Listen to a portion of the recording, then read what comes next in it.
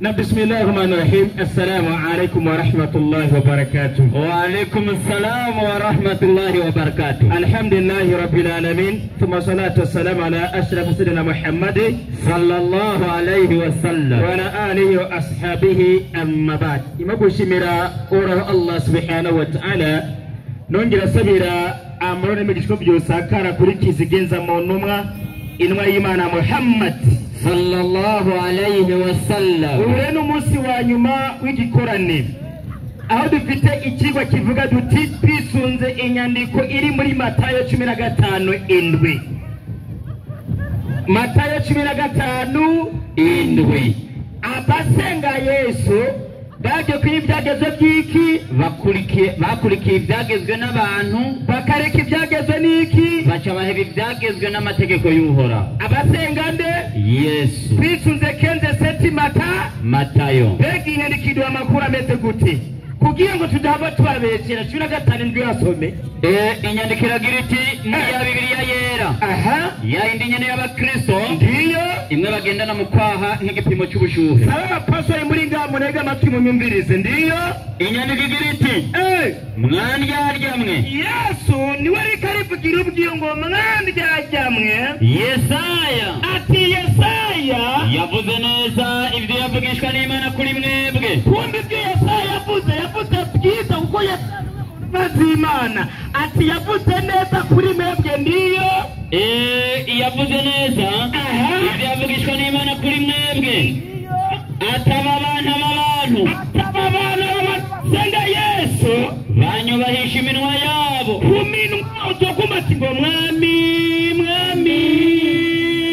Yesu iyo ngeze mu ngoro yawe ndanezerwa haleluya amen. Nama nimigera bagaterura hirya nino n'ikibuno bakadunza fresh endereya. ataba abana aba bantu rero abantu banyubahishwa iminwa yabo kuminwa baramwubaha Yesu ariko imitima yabo iri kure yanjye. ya Yesu ndiyo bansengera ubusa ngo bamusengera ngahe 0 bamusengera sufuri. abakristo bari ngaha murumva ko Yesu yamaze kubinonora neza mwebwe mumusengera abemera ko Yesu ari Imana marika amaboko turaza mubakristo marika amaboko ba pastor gusa nibo mubakristo marika amaboko kumbe bamusengera mwarimo babonye babandi bareka amategeko y'Imana bashaka amategeko y'ibyagezwe mbega ni bande babahaye ibyagezwe byo gusenga Yesu ngiki n'Imana mugata amategeko y'Imana kuko amategeko y'Imana avuga duti kuva 21 pazatangure kuva 21 inyandikira giriti ndiyo inyandikira babwira Imana ivuga amajambo yose iti Uhoraho Imana yawe yagukuye mu gihugu cya Egiputa mu nzu y'ubuja. Ntukagire izindi mana umbangikanya. Usanga Yesu ubangikanije iki Imana kandi umurenze ibwirizwa rya mbere uburire tugomba rero turabereye wabategetse mugati byagezwe by'Imana mbega ninde turabe uyu muntu wari mwarimu turi kumwe Tito 2:13 Tito 2:13 inyandikira giriti ndiyo twitege ibyizigiro by'amahirwe jamiko mwirabe neza vrembe cyamaye mwira Tito 2:13 ndiyo inyandikira babwira iti twitege ibyizigiro by'amahirwe. uyu ni Paulo yandikiye Tito ngo twitege ibyizigiro by'amahirwe no kuzoseruka kubwiza bwa Yesu Kristo ngo niwe Mana yacu ihambaye n'umukiza. iri bivuze Paulo mikete yandikiye Tito yuko Yesu ari Imana ihambaye n'iki n'umukiza. Abakristo baca bati ibyagezwe by'Imana baca kwika ibyagezwe n'abantu ari wende Paulo baca kwika ibyagezwe bya Paulo mikete yandikiye Tito izindi kete yandikiye Timoteyo Timoteyo wa mbere 2:3-5. Timoteyo wa mbere 2:3-5. Ndiyo inyandikira babwira iti ibyo nibyo byiza, ati ibyo ni ibyo byiza byemerwa mu nyonga z'Imana. Ndiyo umukiza wacu agomba ko abantu bose bakizwa, agomba ko abantu bose bakizwa bagashika ku kumenya iby'ukuri. Ndiyo yuko hari Imana imwe. Urumva ko ikatanikiye tito yuko hari Imana imwe rudende, kandi bugira kabiri, kandi ko hari umuhuza umwe w'Imana n'abantu. Hariho ombudsman cyangwa ambasaderi, umuhuza w'Imana n'abantu, nawe nyene yitwa nde? N'umuntu. Kandi umuhuza sinimwige ngo ni kindi kintu, ahubwo ngo n'umuntu yitwa nde? Ni Kristo Yesu. Kumbe Yesu ahuza abantu kwande n'Imana. Kumbe Yesu n'umuhuza sima na. Ariko murabe rero Paulo rero murabe Paulo kunaje gutakaza abantu. Yandikira Tito ngo Yesu niyo Mana ihambaye niki n'umukiza. Atandikira Timoteyo rero ngo Yesu rero Yesu simana, ahubwo Yesu n'umuhuza ahuza abantu kwande n'Imana. Kandi ngo uyu muhuza n'umuki n'umuntu simana. Ariko ufashe uporo mwarimu ukamujana mu rubanza, wowe batomujeho kuja hahandi ucyamufungo guhera hahandi inyamuvuga abiri saha gusa mwarimu.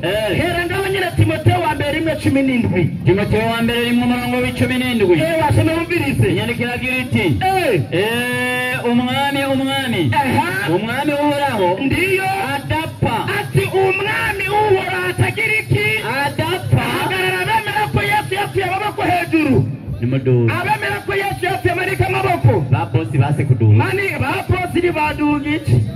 Hadugije Fideli wenyine. Kweli. Abo bose baremera ko Yesu yagize iki? Yapfuye. Ariko umvise ngo umwami ahora hatagira iki? Adapfa. Kumbe Imana ntabwo ipfa. Yesu yaragize iki? Abakristo bavuga ngo yarapfuye. Kumbe siki simana. Kumbe siki simana. Narimu ugiye gusenga Yesu n'Imana ukadushingira ko yapfuye akazuka. Ino munsi basenga umuti basenga umuti muri tayari murabyemera? Harabandanya murabyemera?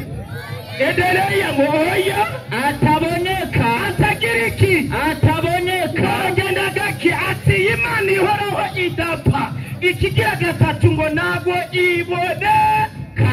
Ikibazo gihari Yesu yarabonekanye ntiyabonekanye? Yasangiye imikate n'abanyagihugu. Yesu yasangiye imitsima n'amasamaki n'abigishwa cumi n'abangahe? N'ababiri. Yongera kandi aryamana na hari n'umugore yamukoze kari mu butinya. Satani yongera atana Yesu ukagukora kugarwa kiki? Na kugatwe ku rusengero. Kubera yaraboneka. Reka ndabereka aho nyene uhacunge. Yohana 1:5 aho nyene uharike. Yohana 1:45. Batigira bibati murabeshi ngo Yesu muri yabonekana hasome 1:45. Yohana igitabo cya Yohana. Ndiyo inyandikira babwira iti Filipo abona Natanayeli aramubwira. Yamubwiye ngo iki? Ati uwo Mose yanditse n'abavugishwa n'Imana bakamwandika. Ati uwo Mose yanditse n'abavugishwa n'Imana bakamwandika. Bamubonye. Twamubonye. Ni Yesu w'i Nazareti. W'i Nazareti. Kumbe Yesu baramubonye. Kumbe simana. Kubera Imana ntabwo iboneka. Ariko Yesu yarabonetse. Kandi baramubonye. Bamuha n'umunya. Kandi Imana burya ntiba ni Nazareti. Imana ntagibe Nazareti ndugu yangu. Oya. Iri ni byanditswe rero. Aho yakuri. Mwarimu. Ndio. Paulo amaze gutakaza rero abantu. Kubakura ku byagezwe by'Imana. Ndio. Akabasha ku byagezwe by'iwe nyene we umuntu Paulo. Mbega Paulo yari umuntu ki? Imbega yari intumwa y'Imana. Byo babiri yarameze gute? Biri kumwe? Ariko no bambere 11:16. Ariko no bambere 11:16. Ndiyo bisubiye. Busubiye. Nyaruta. Ni haba hari umuntu agomba. Ariko no bakabiri 11:16 Nyaruta. Aha. Nyaruta. Safi. Nyaruta. 11:16 inyandikiragira iti. Ndiyo. Iyi nayo muyikurikirane. Ndarivuga ndarisubiye yewe Paulo. Ati ndarivuga ndaryogereze we Paulo. Yagira nyiyumvira ko ndi umusazi. Yagira uza kunyumva ko genda umusazi umusazi Paulo ahandi ho ni munyakire nk'umusazi ati rero ahandi ho rero ni munyakire je nka Magino n'umusazi ngo mbashe nanje kwinira haza gatoya kugira ngo yenye mbashe kwibona gatoya ibyo mvuga jewe Paulo ibyo mvuga jewe Paulo simbivuga mbitumwe n'Imana ibigani bitwe niki n'Imana Paulo kugira bakizwe Yesu ari wamani hambaye n'umukiza yabivuze atabitumwe niki n'Imana yarabikuye mu bitekerezo ndabivuga ngiki ndabivuga nk'ufashwe n'ibisazi ibyo Paulo kubabwira ko Yesu ari Imana hambaye n'umukizwa ibyo yabivuze afashwe niki n'ibisazi abakristo basakwika amajambo y'umusazi ko Yesu ari iki ari Imana kumbe wana ko Yesu ari Imana ubukurika amajambo y'umusazi ujye umusazi yobora abantu wapi akabashize ku gakiza wapi hari agakiza k'abasazi nziko mfise imvugo yo kwirata iyo koresha ibintu nahaza babituma n'imvugo zo kwisi nanjye nzokwinina haza gatoya nanjye nzokwineza gatoya muririnda ibisare munezerewe kuko mwibereye abanyabwenge muririnda bakabagira baja bakabaja bakabasahura amashikanwa bakabakubitisha mu maso n'iby'isoni naho ndabivuze nk'uko ko bari twebwe twabagizemo intege ariko ikintu cyose kibatuma gushira amanga erega mvuga nk'umusazi ati mvuga ngiki nk'umusazi kumbe kwemera ko Yesu ari Imana umuyobozi yigisho z'umusazi kumbe umunyabwenge niyo kwemera ko Yesu ari iki ari Imana kiretse abasazi mbega mwarimu oya turabandanya mwarimu naam tubandanye Paulo nabandanya ndabarusha ati ndabarusha no gusara kuvuga sumba abasazi bose bo mu gihugu apana bo mu gihugu nanje isi yose ari umusazi wa mbere Paulo nabandanya ati nanje kirabintera kiragira iki kirabintera bisazi biramutera Paulo diyo arabandanya mbega n'abaheburayo ubu ni Paulo nanjye ndi umuheburayo ageze umuheburayo nanjye ndi umuheburayo n'abanyisirayeli nanjye ndiwe nanjye ndi umunyisirayeli urubyaro rwa Iburahimu nanjye ndiko n'abasuku ba Kristo nanjye mvuga nk'umusazi Paulo yavuga nk'umusazi ageze mu Barundi yacika umuki Murundi ageze mu Kongomani yacika umuki Kongomani ageze mu Rwanda yacika umuki Umunyarwanda ageze mu Bakristo yacika umuki kumbe Paulo ni umusazi abakiza ashaka inyigisho z'umusazi baca bati ibyageze bw'Imana aribyo bishikana abantu ku gakiza jeho ndabarusha ati jeho ndabarusha nabarushije kuba mu bikenurwa nabarushije gutabwa mu mabohero nabarushije gukubitwa inkoni kenshi kumusaga baramufunze kumusaga kubiba baramukwita n'igiti kenshi nagarukiye ku cyobo inarirahi rajiuna yagarukiye ku cyobo cya musaga cyose abayahudi barankubise inkoni 40 gukuramwo imwe Allahu akbar bamukubiswe n'imirongo gukuramwo imwe bamupize 39 umva bamukubise mu mitwe zingahe umva naguhana n'ibyo yara ntabyara imbere gukubitirwa n'imirongo 4 ucyo ngo bamubise 40 gukuramwo kandi wagiriye kandi bamaze kumugike uyo n'umusazi umusazi abana batoka inyigisho z'umusazi kuri kera mwarimu amaze kuba umusazi Paulo mbega muri we ninde yari yamutumye 12 aho nyene indwi ariko no bakabiri 12 indwi ndiyo bakabiri kw'Abakorinto inyandiko iragira iti kweri kandi kugira ngo nayo gutegwa kwishyira hejuru birenze urugero bitewe nuko nayishuri birushiriza kuba ibihambaye icyo cyatumye jewe Paulo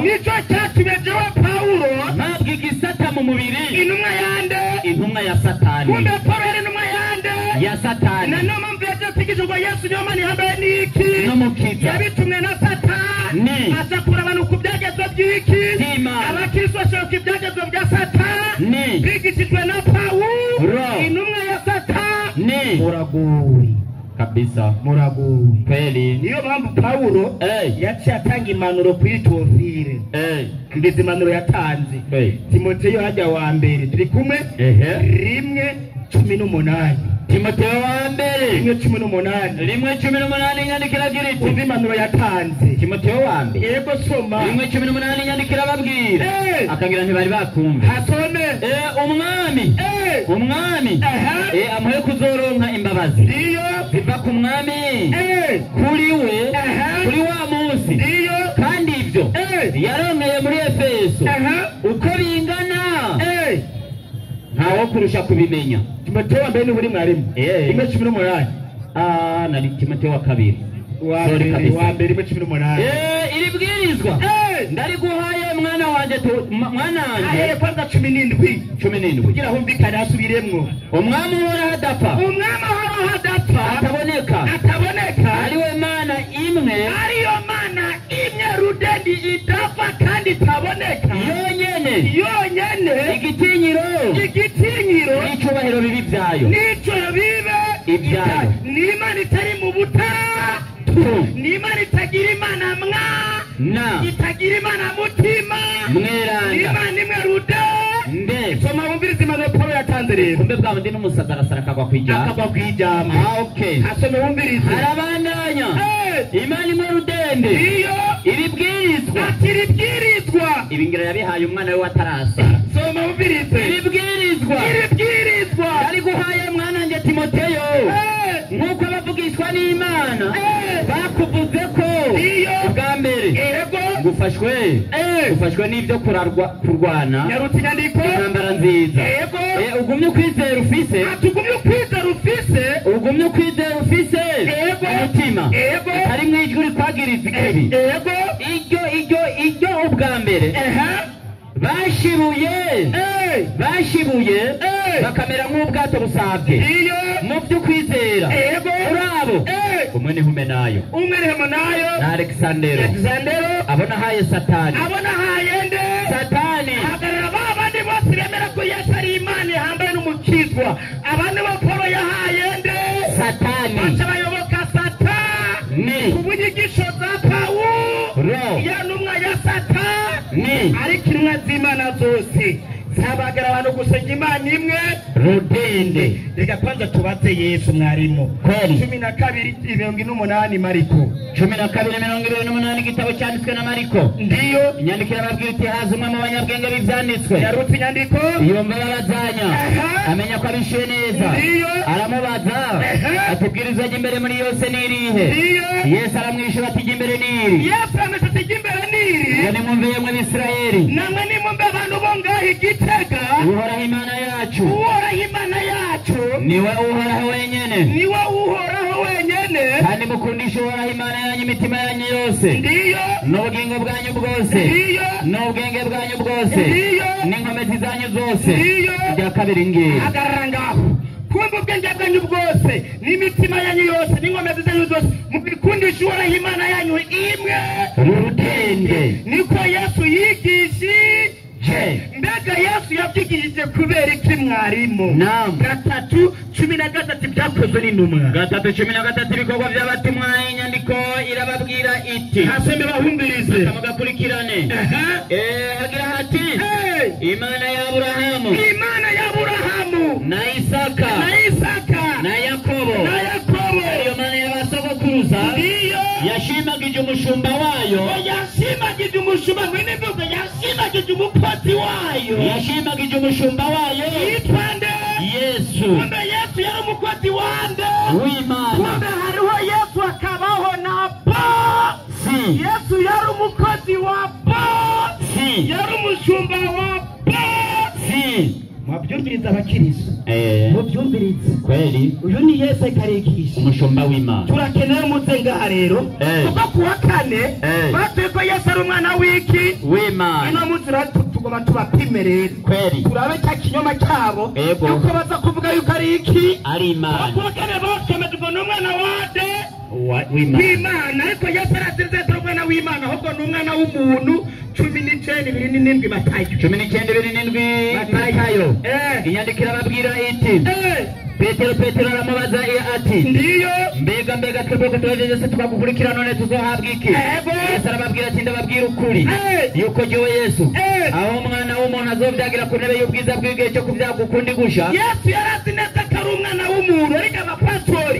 bavuga ko Yesu ari umwana w'iki w'Imana naho baraza tubye ngo ni Imana turabaja ku mukanyi Assalamu alaikum wa alaikum salam wa rahmatullahi wa barakatuh ashara komya mashiti ndivu ndivu baje arashimwe mana twigeze tujya no muri Qur'an kiye bindira umuhagarikizi yingo rero umutanguye gushwana bitarashuha ama niho tugitangura nta n'ibibazo tugingo mu mwenyakingo ngo turakora ukunyene ntangora Yes, ashimwe cyane ba Kristo muri hano. Haleluya. Je kuva ejo narababwiye na hirya y'ejo. Abayisilamu ntabigisha. Rero nk'uyu arashobora kwigisha umuntu agatahura. Ikigo biture bonyene nico gusenga Yesu. Bega mushaka tumuko mu bana bwaye ikigo ko Yesu ari Imana twiga ikigwa yuko ari Paulo ikigo cyahe mwatoye ibyagezwe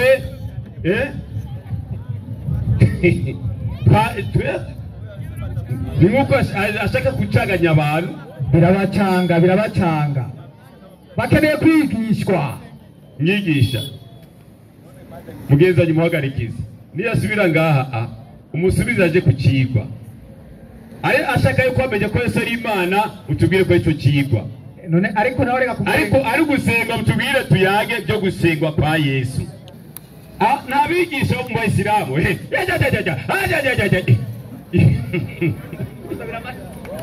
reka nakwizana uwigisha yitonda bikinjira apana yoyo karibu mtawa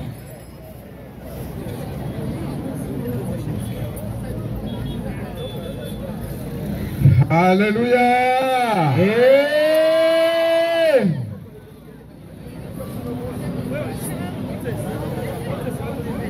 Amen. Nari ndiko ndavuga nti ikiza cy'uno munsi kiraryoshe cyane cyatowe n'abayisilamu kandi umwigisha avuye ngaha jewe ndamushimiye ndamuhaye amanota 10/10 amashimesha amashi reka ndamusabire mu mukomere amashi tumwongere na namuhaye kuko arayakwiriye menshi cyane kubera iki ndabona mu minsi iri imbere niyemera kwigishwa neza azoba umuvugabutumwa mwiza cyane ego kubera iki umurongo arangiritse ko arangize ku murongo avuga ati ngo aho umwana w'umuntu azogirane azobyagira ku ntebe yiwe y'ubwiza azobyagira ku ntebe yiwe y'ubwiza iyo ntebe y'ubwiza yavuze rero ni ku munsi w'imperuka aho Yesu azoba ariko araca imanza abakoze ibyiza abashyire mu buzima budahera abakoze ibi bashyire muri gendo nicyo gituma mukema kuno kumwongera amashi nayamuhaye amashi menshi aha rero burya yaje gukora amatohoza kandi akwiye kuvuga yuko abasenga Yesu ari inyigisho bigishijwe n'abantu bata amategeko y'Imana icyo ni kinyuma cyambaye ubusa kubera iki ubwanze kunshigikira kwemeza neza yuko Yesu ari Imana kandi ari we akwiye gusengwa ngomba nta ku mirongo wenyine ubwiwe yitangiye namwe mwiyumviririze ingene yari kwarigisha ko Yesu ari Imana mu bitamenya yahereye muri Matayo 17:5 nk'ikigo cyawo cyubakiye somaho nyene Matayo 17:5 ndiyo aravuga agasubira mwarimu aravuga ni ari kuvuga Matayo 17:5 ego akivuga hazi igicu kikayangana 15:7 15:7 okay aravuga ati Ndiyo. mwanjyajyamwe ngo mwanjyajyamwe. Yesaya yavuze neza ibyo yavugishwa n'Imana kuri mwebwe. Yesaya yavuze neza ibyo yavugishwa n'Imana kuri mwebwe. ati aba bana b'abantu, ati aba bantu banyubahishiriza imitima iminwa yabo, ariko imitima yabo iri kure yanjye. ariko banyubahisha iminwa yabo, ariko imitima yabo iri hehe? Kure yanjye. Bakora iki? Basengera ubusa. Basi aho rero yashatse kwerekana neza yuko abantu bose basenga Yesu bamusengera ubusa, ariko ntiyashatse gutahura yuko n'abariho abamusengera ubusa hariho n'abamusenga mu kuri. Kubera iki Yesu yavuze ayo majambo yaciye abasubiza mu gitabo cyavugishwa n'Imana Yesaya ko yabivugishijwe. Mbega byagenze gute? 29:13 Yesaya, 29:13 Yesaya. ayo majambo Yesu yakuye he? aravuga agasubira 13. umwami Imana aravuga, ati aba bantu ko bahora baza hafi yanjye, bazanye akanwa kabo gusa, bakanyubahisha iminwa yabo, ariko imitima yabo bakayishyira kure yanjye. Ukunyubaha kwabo kukaba ari icyageze bigishijwe n'abantu. Nuko rero ngira nkore igikorwa gitangaza muri bo. Basi kubw'ibyo Imana yaravugishije Yesaya yuko ngo hari abantu baza imbere y'Uhoraho bayubahisha akanwa kabo, ariko imitima yabo iri kure y'Imana. Imana ikivuga iti rero aba bantu barahira ubusa, kuko inyigisho bakurikira cyane ibyagezwe bakurikira ari ibyagezwe n'abantu. Iyo ni Imana ikivuga hehe? Muri Yesaya. Mu butumwa bwiza bwa Mateyo rero Yesu nawe atarabyivugira ati aba bantu rero bagirane bansengera ubusa. Amashireki cyari cyatangiye kuva kera. Kubw'ibyo bakoze kumufasha kugira amatohoza no gutumikishiriza Yesu ari Imana wakoze. Kubw'ibyo rero Yesu yacyizwe ngaha ku isi atasubiyemo amajambo yavugishije Yesaya, ariko Imana igomba yuko abayisenga imitima yabo iba hafi y'Imana apana kure yabo. Wakoze mwana. Amatohoza yamenyekanye. Amatohoza yamaze kugufata kabisa. Hanyuma ikindi ndamushimira yaciye avuga ati ngo tuvuye ngaho acagenda muri Tito 2:13 yuko ngo ibyo byagezwe rero cyane abasenga Yesu ngo babyigishijwe nande? Na Pawulo. Pawulo avuga yuko uyu Yesu ari we Mana nkuru n'umukiza ikwiye gusengwa. Siko yavuze? Acavuga ati aya n'amategeko yande ya Pawulo. Atuye ngaho atagenda muri Timoteyo wa mbere 2:3 gushika he kuri 5, aho murongo wa 5 uvuga uti kuko hari Imana imwe rudende, hakaba umuhuza umwe w'Imana n'abantu, nawe nyene ninde? N'umuntu. Uwo ninde? Ni Kristo Yesu.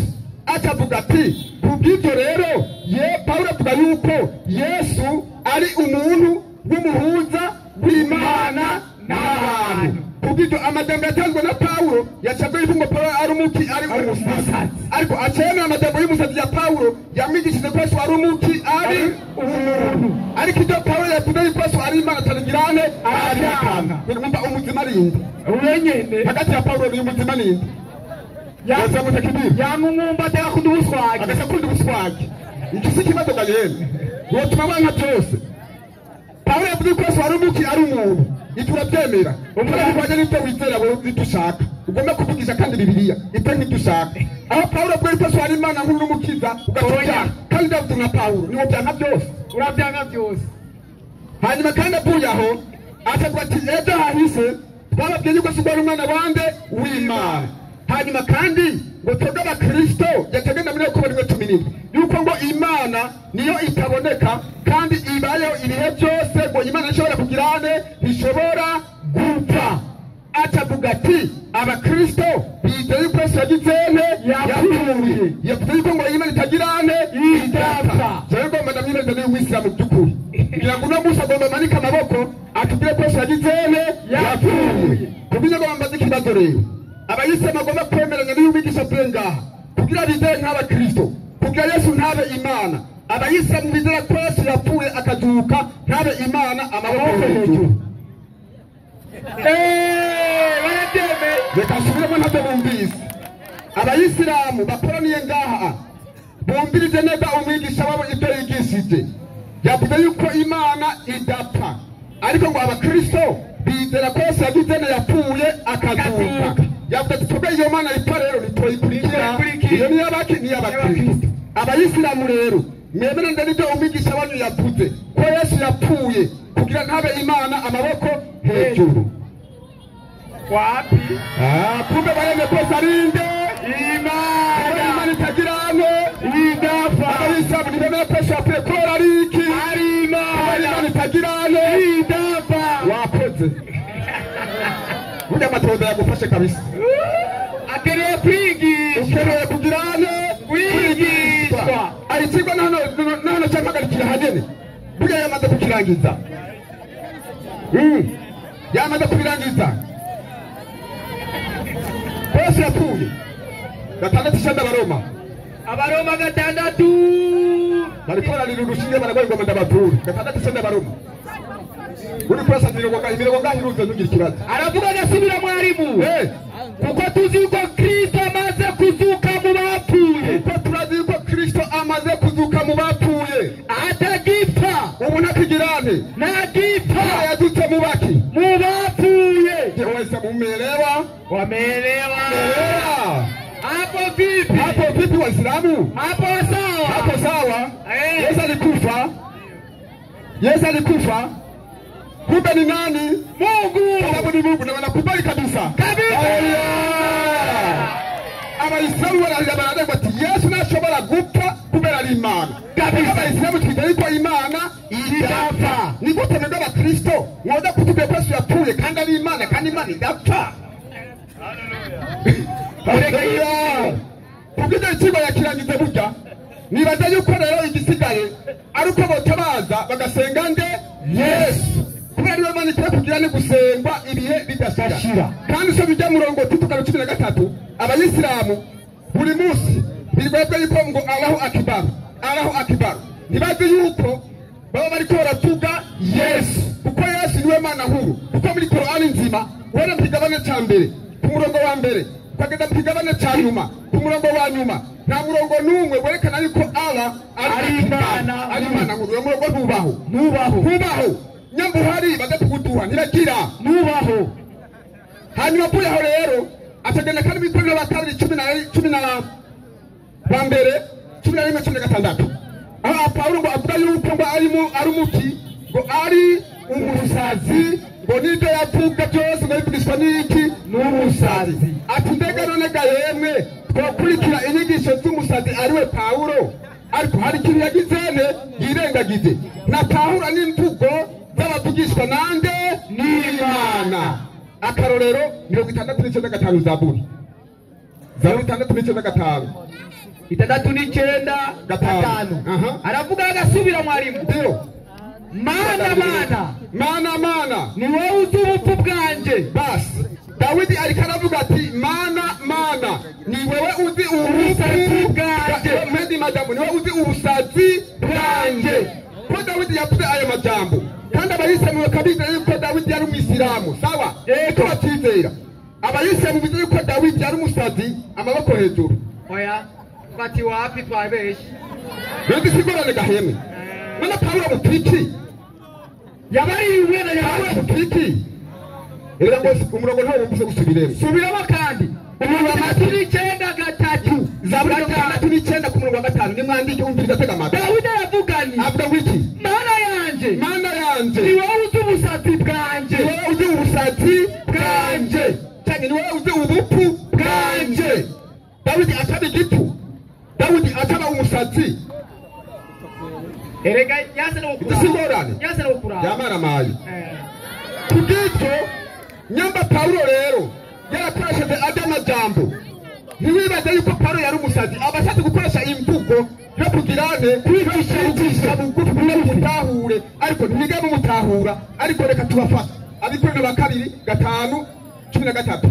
Abikorino ba 2:5 13 aravuga agasubira 13 semenduka kuri Muhammad rero gatunda mukora kurandaza mu kigo rero nimba banda soma namba dusaze iby'Imana. Pawulo avuga ati nyamba dusaze ibyange iby'Imana, nyamba dusaze ibyange iby'Imana, Pawulo nyamba yasaze ibyange iby'Imana. Kandabe muri Korowani 15:6. Korowani 15:6 aravuga agasubira mwarimu. Na walisema kwa siasa kandi baratuze muri ito Ali uliyateremshiwa mawaidha. Muhammad wamanuliwe ubutumwa. Hakika wewe mu byukuri wewe ni msazi. Kubinde Muhammad bamubwiye ko ari umuki, umusazi. Muhammad bamubwiye ko ari umuki, umusazi. Ajya kuza kutubwira Muhammad yari umusazi wande, umusazi. Pawulo yari umusazi w'Imana. Muze kutubarira ibi na Muhammad aracyemeza kubera iki? Nawe aravuga yuko yari kijuju usabye ari urwanda malezane 1007 yadise 1737 nitwa twayisoma andika. Muhammad yari kijuju kandi ubupfugizene bumwutuye nibyo yakora byose abikoshwa n'iki n'ubupfu. Yari nkandagira bitabo. Mwana kuri n'ibyo Pawulo yavuze ngo nimo kuri ibyo Pawulo yavuze kubera yise igifu. Muhammad rero tukaba tubona yuko ibyo Pawulo yavuze na Muhammad akaba ariyo yavuze. Kubera ki Muhammad mumukurikire mukamwizera kandi yakoze bimwe n'ibyo Pawulo yakoze. Yarigeze gusara kugeza ati muzi Muhammad ibyo birekeye wewe mfite umunangu ibyo byihoze siyo turi. Kubw'ibyo rero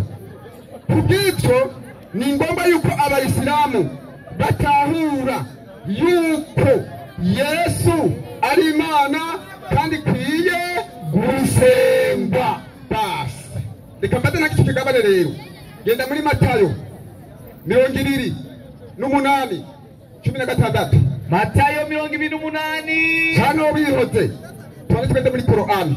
Umwanya wanze ntuhere Korowani 22:75 aravuga agasubira 75. Urabero icyubahiro cy'Imana atanu undi mwana w'umuntu yoshobora kukironka. Mwenyezi Mungu huchagua mitume miongoni mwa malaika na miongoni mwa watu. Basi kubw'ibyo umviriza rero ala ingene avuga ngo kubw'ibyo ngo Imana ala niwe ariko aravuga pana jewe ala ariko aravuga ati Imana igikorwa cyayo itoranya intumwa mu bantu ikabagira intumwa, igacitoranya ngo intumwa mu bamarayika ikabarungika ibagize iki intumwa. Iki ni igikorwa cyande cy'Imana. Ala ariko arabyikurako kubera iki? Aragira yuko igikorwa cy'Imana ari gutoranya intumwa mu bantu no gutoranya intumwa mu baki mu bamarayika. Icyo ni igikorwa cyande cy'Imana. Reka turabe rero ko arabwo ngo Imana ariyo itoranya intumwa mu bantu no mu bamarayika. Mbega iki cyubahiro ni cyande ni kiyihe Mana? Luka 6:13. Luka 6:13. Kandi abanyeshuri beza bariko barandika kabisa. Ntanze umurongo baca bandika. Aravuga agasubira 13. Ndio. Ijoro rikeye. Yesu ahamagara abigishwa biwe. Atoranyamo intumwa 10 nizo. Atoranyamo intumwa zingahe? 10 nizo. Na Korali yavuze yuko ngo igikorwa cy'Imana itoranya iki? Intumwa. Mu baki? Mu bantu. Ikabagira iki? Intumwa. Yesu yatoranije iki? Intumwa. Aravuga igikorwa cy'icyo ari cyande Imana. Yesu ninde? Imana. Wasema mtakibiri? Wanasema hapo sawa kabisa, tukutunaliwa pole pole. Reka turabizi twazigira kabiri rero kuko twamenye ko aravuga ati iyo Mana nitoranya intumwa mu bantu no mu bamarayika. Mbega wowe Yesu ntatumye n'abamarayika kugira ngo icyo cyubahiro twasomye muri Korowani kikwegukire cyose. 2:16 ibyahishwe Yohana iravuga igasubira. Jewe Yesu numye umumarayika wanje gushingira inahibyo. Basi Yesu avuga ati jewe Yesu numye umumarayika wanje gushingira intahe kubw'ibyo Yesu yatumye intumwa mu bantu no mu baki no mu bamarayika. hanyuma aravuga ngo igikorwa cyo gutoranya intumwa mu bantu n'abamarayika ni igikorwa cande Cy'Imana. kubw'ibyo arazi ko Yesu warinde kubera atoranya iki Intumwa mu baki mu bantu no mu bamarayika mu maki no mu bamarayika. ikigo nicyarangiye Nimwandike 52 Korani 57 kabiri urabigisha bakanywa n'amazi. ego aha ni ngombwa abanywa amazi kubatanywa amazi bijya gupaka ngahi ntiwage ko byoroshe 57 kangahe mwari? kabiri cyangwa ugende kuri gatatu 57 aravuga agasubira. cyangwa ugende 58 ku murongo w'indwi sabato ngeza kurongorwa 58 kangahe? ugomba 52 kabiri gatatu cyangwa 58 ndwi aho ushaka tora naho ushaka Sawa 57 yeye ndio mwanzo na ndiye wa mwisho. Korani likiravuga ngo iyo mana niyo ya mbere kandi niyo yiherezo.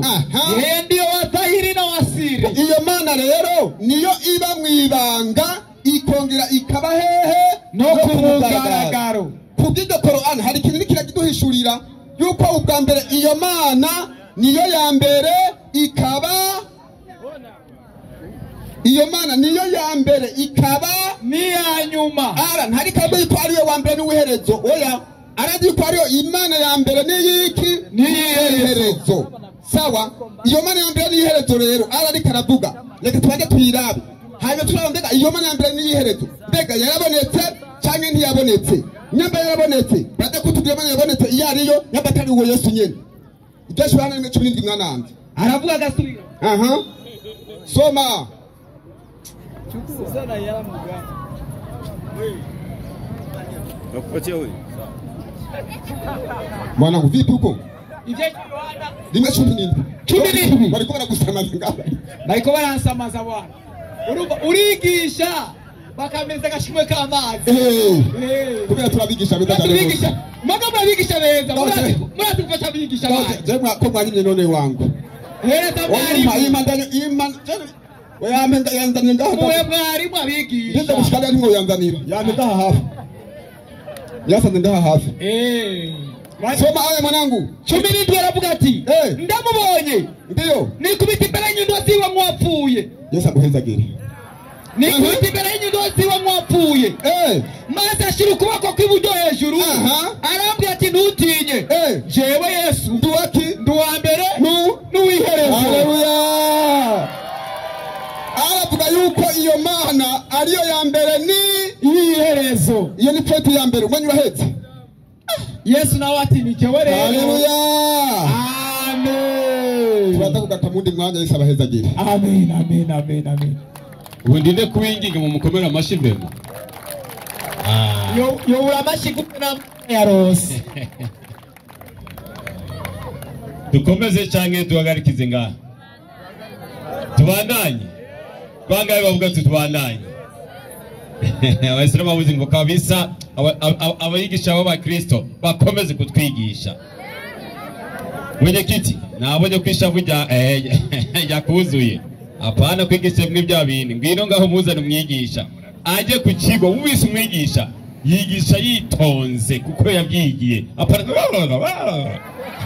kumbe amekuumiza. Naam, salamu alaykum wa rahmatullahi wa barakatuh. Wa alaykum salam wa rahmatullahi wa barakatuh. Ndatangaye n'umuhagarikizi wewe yarafite gahunda kugira ngo duhagarikira aha kubera ubwoba ni kuvuga baje ngo duhagari hagiye mwihenda muhavuga ati duhagarike wabona buri imodoka bagiye kubera iki ibyo ahejeje kuvugira nga ibyo byipfuzo ahejeje kuvugira aha oya nukuri ndazanye uzana inyandiko Ushikana ho musomye avuga ati ni mu mamazi ndarebye nukuri twebwe ku rukundo kuruko nubu shaka ajya Idrissa ikarangwa arayaguhebira yego vrem reka renda mu minota 15 ibyo byifuzo wipfuje ibyo byose byo gushaka kujya dunyuri byose abikumare uraheri